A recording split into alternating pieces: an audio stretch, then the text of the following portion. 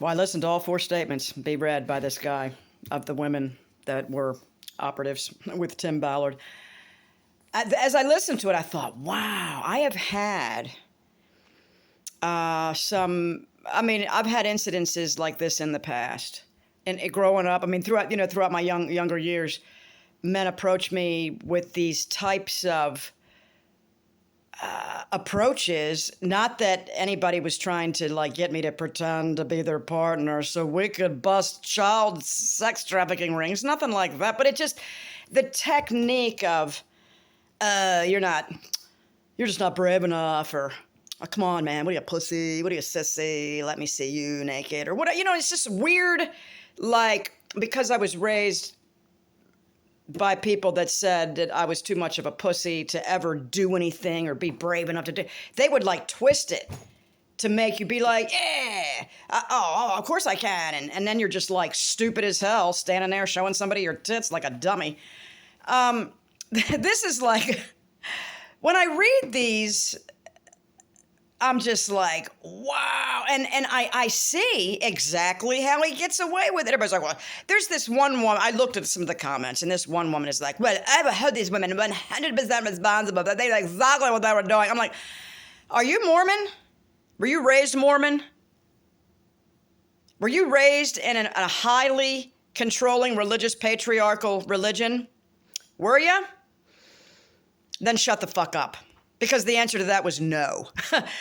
What had happened was, I am most certain that Tim approached 100 or more women to do this with, and most, got away from them immediately because they were normally, at least normal enough of what normal should be to realize this guy's a creeper. But nothing too terrible. I mean, they moved on. They just got the hell away from him, and that was the end of it. He found these 5 women, 4 of which gave statements which were read by this guy. Anyway, and it took a long time. These 4 women, you get their statement and you listen to what their story, and you're just like, wow, I totally see how it happened. And this is very, very intertwined into their religious beliefs, which are very deep and very different from mainstream Christianity, because this wouldn't be flying in mainstream Christianity. The Mormons are really weird. So he was able to maneuver himself in their lives but see, as they recount their stories, they had all of the feelings and sensations that normal people have, and they record, I felt sick, I thought I was going to throw up, blah, blah, blah, blah. But yet, they were convinced in their mind that this is how it was done. All these people said to trust him. He's so trustworthy. Oh my God, he's the greatest man. You got to trust him. When you are there and you are one and there's 100 people going, what? Everything's fine. Just take your clothes. It's fine. It's fine. This is how it's done. You fucking do it, okay? They got away eventually. And I mean, really, they got away. The twisted stories that he told, we gotta get in there. We gotta. None of these women claim to see a single child or any. They're on fishing expeditions in strip clubs and massage parlors, while Tim's getting, whatever, blown or whatever by the. It's unbelievable that he's trying to get information about who's trafficking the children. What? The fuck are you talking about? Taking drugs, getting stoned. Has one of his sons with him. I'm like. The one woman was just, describing how horrified she was that she came out in a strip club or what his son was sitting there with somebody's vagina right in his face. She was like, oh, I don't know how old he was, like in Mexico or something. Their stories are so believable to me because I have had these types of, more and more lower scale. Obviously, I wasn't flown around the world and trafficked, but the same things, the techniques that they use. Because you're already brainwashed.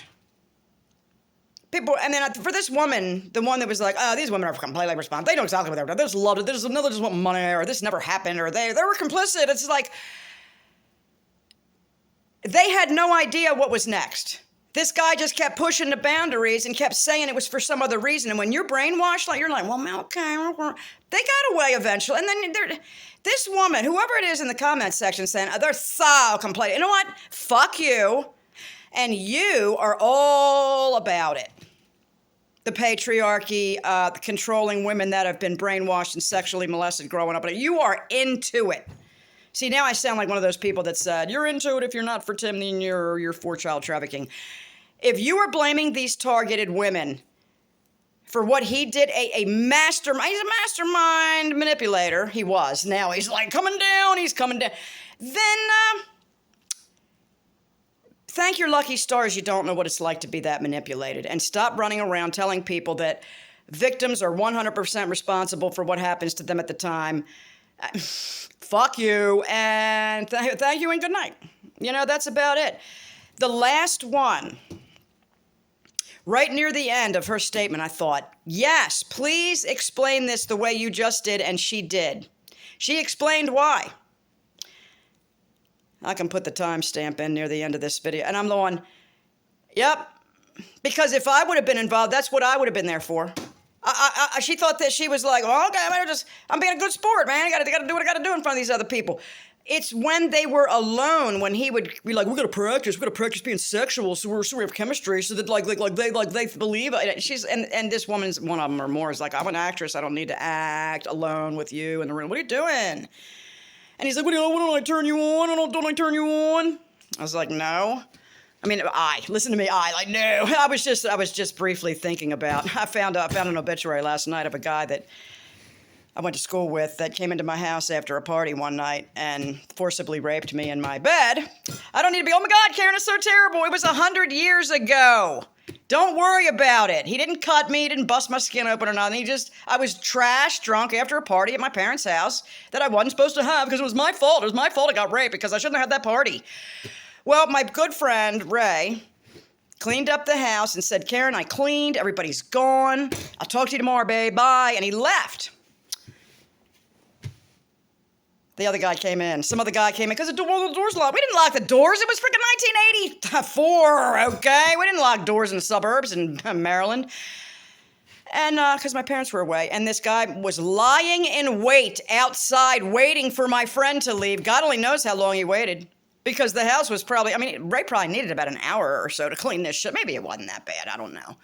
We were just downstairs in this club room or whatever. But this dude come in and he said the same fucking things that Tim said. Ballard, don't I turn you on? Don't you? I just remember him saying, don't you love me? Don't you love me? And I'm like, no, stop. It took all of a minute and a half or 2 minutes. It was just disgusting. I was terrified that I was going to get pregnant. Terrified that I was going to get pregnant with this guy's baby. I was not a virgin, so don't be like, oh my God, he raped it. I was already spoiled long before I lost my virginity. I was already molested. So don't even worry about that shit. This is not my point to get empathy. Oh my God, Karen, it's so sad. It is not. I'm fine. I'm just saying. I listened to these women's statements be read, and I'm like, it absolutely happened. Because this is a technique. They want to soothe themselves by, don't you love me? They want to get you to say you love them or you like this, if they're getting off on it. But if you don't, they're like, they don't care that much. But they would rather you be like, yeah, I'm into it. Anyway, I don't know why I punched this guy's name into Google. He died! March 2020. And my pimped out brother that pimped me out, he died April 9th. This guy died March 13th in 2020. I'm like, man, my rapists are dropping left and right during 2020. I'm like, bam! And I'm like, God, what possessed me to look this guy up? It must have been the words I was hearing read to me, these women, what they said, Tim said to them, and the things that he did. Because this was the technique that this guy used when he walked in. And I was just like, the technique that he was using to get me to say things that would make him feel better about what he was doing to my body right then. You know what I mean? I'm like, it was so horrible the next day when I had to tell my friend Ray what happened. And he was so fucking angry. Of course, and then he was like, you gotta tell. And I'm like, I can't because my parents, they will beat me to death for having the part or whatever, and I'd rather, I never told, are you kidding me? No! I would be mortified. Are you kidding me? Go to school and I'm a senior and I'm supposed to, I'm supposed to accuse this friend of coming in my room. Are you kidding me? Never would have flown in the court of law. Never would have. I would have been ostracized. I would have been absolutely socially slaughtered. This guy was so sweet and kind, and oh my God, he would never hurt a fly. Oh my God, and longtime boyfriend of one girl for years. You think I'm gonna do this to her? Oh yeah, your boyfriend raped me last night. Are you kidding me? No, we don't do that. Not adoptees who are raised the way I was. I was just a freaking sex doll for their fucking son. Are you kidding me? We don't fucking tell. What are we gonna tell? That's a fucking, you're a slut, Karen. So anyway, that's where we're at. Yes, I believe every word that these women are saying. I believe every word. Why are they anonymous, Karen? Are you kidding me? Why are they anonymous? They got 1 billion people behind Tim Ballard going, oh, these sluts are lying. Are you kidding me? They have children. Some of their marriages have been ruined. They have friends. You really think they want to put, oh, well, he has a right to face his accusers. Well, he will. But we don't have the right to face his accusers, okay? Because who knows, man? They are probably terrified for their lives. Look how huge the Mormon church is. You think they're not going to throw them in a river with bricks tied around their fucking ankles? I don't know where you all are, have been at if you think these women can come forth and be like, yeah, it's me, it's me. Tim Ballard, the sound of freedom. He claims he saved 7,000. What in the hell is he talking? He might have sold 7,000 children out of Haiti or wherever. And his wife, oh, his poor wife. What? Get out of here. I think she's selling kids too. That's what they're all into. They bought two themselves. Why not sell them to other people for a profit? I wonder how much I was sold for. I wonder how much my grandparents gave for me to shut my mother up because she needed a baby. She needed a baby girl. And the one she adopted from the agency cried too much, so they gave her back. I wonder how much I fucking cost. Is that how my mother afforded plastic surgery? No, that was probably my brother Charles's mint that he made as a celebrity hairstylist.